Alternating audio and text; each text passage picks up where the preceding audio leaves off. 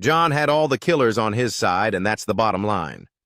They should gunned him down, and that's a true scene with the captains all voting. They had a meeting after Paul died. They had a meeting with all the captains, and the captains voted John the boss. The captains had to take a vote, and they voted for John.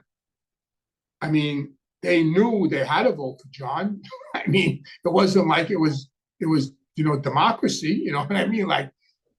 They at that point they knew the deal. They wouldn't say it, but they knew the deal. They knew they had to vote for John. They knew if they bucked John, they would have went. They didn't have the strength.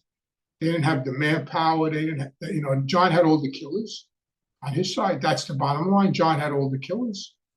John had all the tough guys with him. Frankie, Sammy, all of them, all the tough guys were with him. All the killers were with John. So the captains knew at that point that they had to vote for John.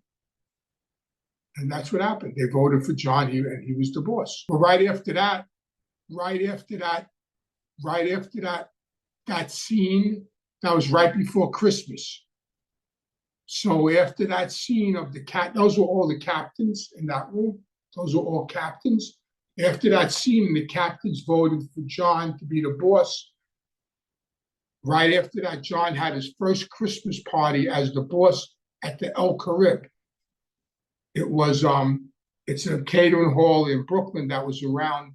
The owner was around Nicky. He was hooked up with the Gambinos, the owner of the El Carib, and he had his first Christmas party there, and I was at that party.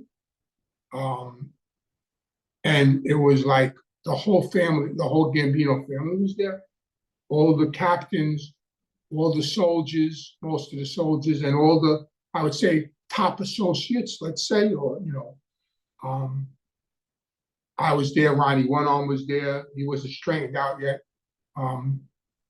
Couple of guys were there that weren't straightened out yet.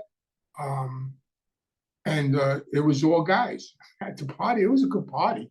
It was a good party.